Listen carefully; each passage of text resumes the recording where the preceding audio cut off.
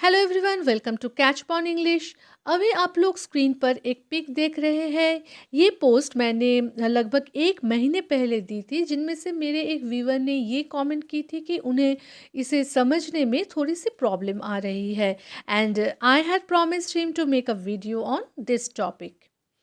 तो आज की जो वीडियो है वो इसी टॉपिक के ऊपर है। हम लोग स्टेप बाय स्टेप इस टॉपिक को पूरा समझेंगे एंड आई होप आप सभी के लिए ये वीडियो हेल्पफुल रहेगी। तो एकदम बेसिक से हम लोग शुरू करेंगे, ठीक है।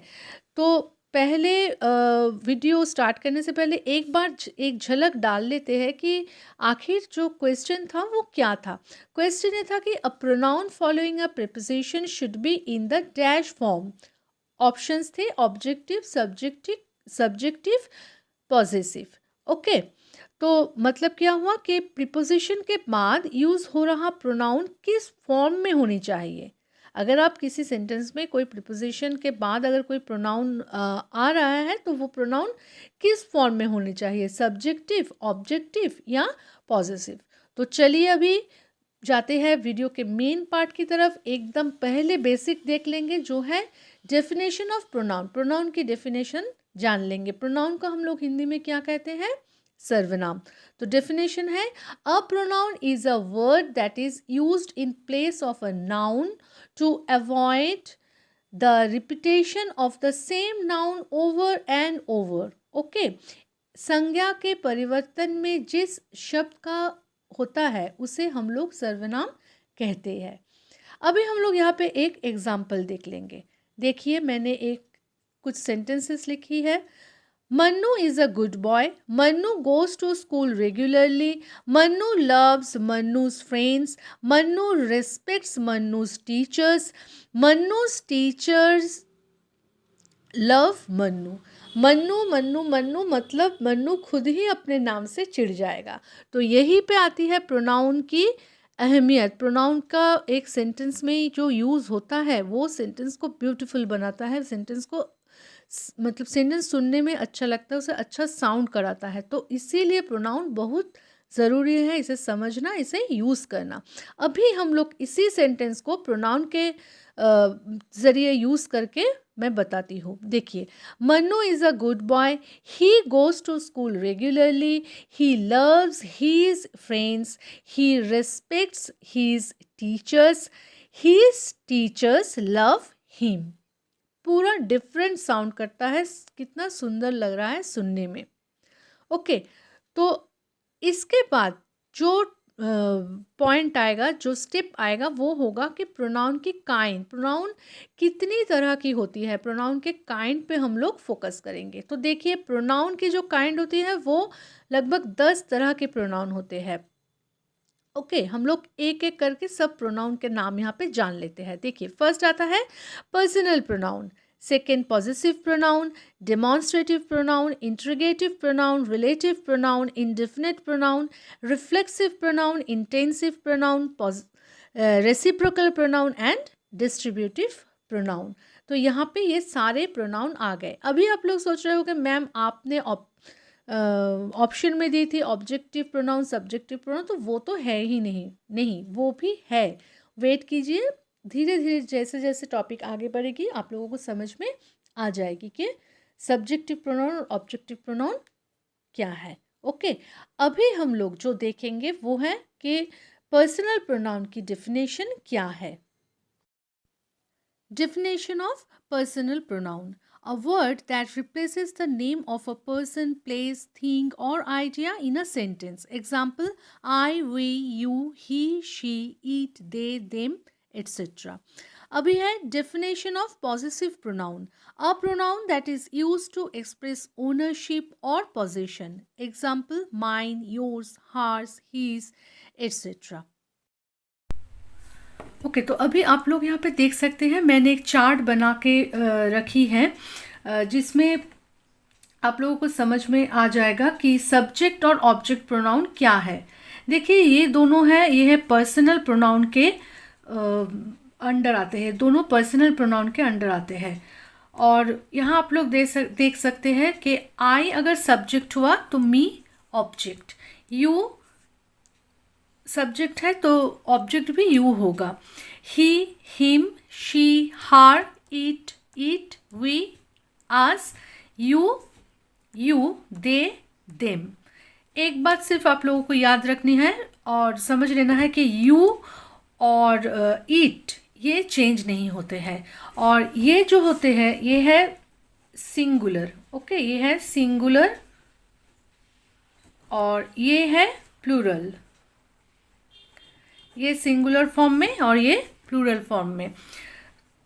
और अब ये है possessive pronoun. Possessive pronoun my अगर सब्जेक्ट होगा तो ऑब्जेक्ट में हो जाएगा mine. Okay, you, yours, his, her, hers, its. यहाँ पे एक बात फॉलो रखिएगा, याद में रखिएगा कि इसके साथ एपोस्ट्रॉफी नहीं लगानी है, कॉन्ट्रैक्शन नहीं होगा।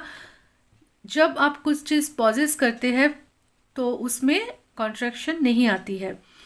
Our, ours, yours, theirs. Okay, अभी इन सबको हम लोग सेंटेंस एग्जाम्पल्स के साथ थोड़े से समझ लेंगे। जैसे देखिए, अगर यहाँ पे आई है तो अगर मैं यहाँ पे लिख रही हूँ जैसे I talked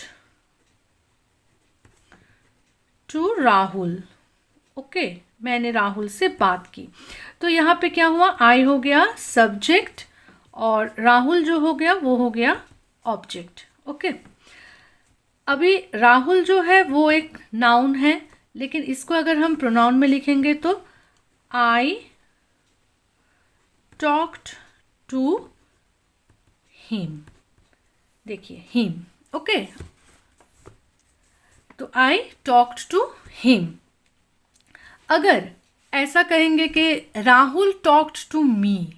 okay, Rahul talked to me, तो देखिए मी ऑब्जेक्ट हो गया और राहुल के जगह हम लोग क्या बैठाएंगे, he talked to me, he talked to me. अच्छा, अब अगर हम लोग बोलेंगे कि this pen belongs to you, this pen belongs to you, मैं यहाँ लिख के बताती हूँ।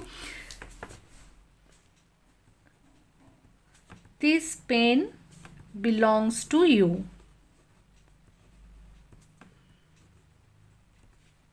ओके, अब देखिए टू लगा यू के पहले। यू क्या है, ऑब्जेक्ट। यू क्या है, ऑब्जेक्ट। टू लगा तो देखिए यहाँ पे हमारा जो है क्वेश्चन जो था कि आप अगर किसी सेंटेंस में प्रीपोजिशन के बाद यूज़ हो रहा है, मतलब कि प्रीपोजिशन जो प्रोनाउन के पहले यूज़ होता है वो ऑब्जेक्टिव फॉर्म में ही होनी चाहिए। तो देखिए उसका भी आंसर यही पे आप लोगों को मिलते जा रहा है कि यू जो है, यू है ऑब्जेक्ट, यू है ऑब्जेक्ट और यू के पहले हम लोगों ने टू लगाया है, प्रीपोजिशन लगाया है। ठीक है, ओके, अभी और दो तीन एग्जांपल्स के साथ समझते हैं। अच्छा देखिए, अगर मैं एक सेंटेंस लिख रही हूँ, they gave you a beautiful dress.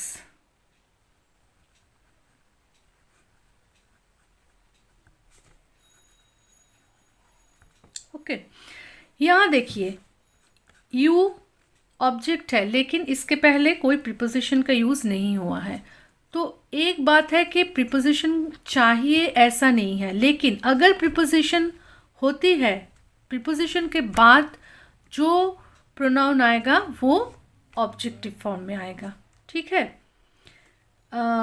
ऐसा नहीं है कि सिर्फ ये ऑब्जेक्टिव केसेस में होते हैं, ये और भी प्रोनाउन के केसेस में होते हैं। उसके बारे में हम लोग किसी और वीडियो में डिस्कशन करेंगे। अभी थोड़े से और एक दो सेंटेंसेस देख लेते हैं। एक सेंटेंस यहाँ लिख रही हूँ, जैसे take a picture of her. Okay, of preposition आया, हर